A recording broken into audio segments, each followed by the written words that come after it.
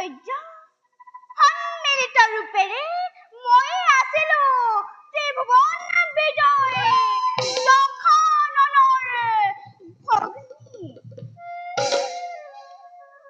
যদিওবা মই লক্ষ্য কুলত তথাপিও ব্ৰহ্মদেৱে বিৰাজিত মোৰ শৰীৰত, কাৰণ পিতৃ মোৰ বিশ্বাস্যবা ব্ৰহ্মকুলীন। হস্ত নখৰ আকাৰে লুপ্ত কৰি মোৰ জন্মগত নাম কোনোৱে কলে মই বোলে চন্দ্ৰনখা। কোনোৱে কলে মই বোলে সূৰ্পনখা। আজি মই মানসী নহওঁ, আজি মই সূৰ্পনখা নামেৰে পৰিচিত এই তলিকৰ মাজে।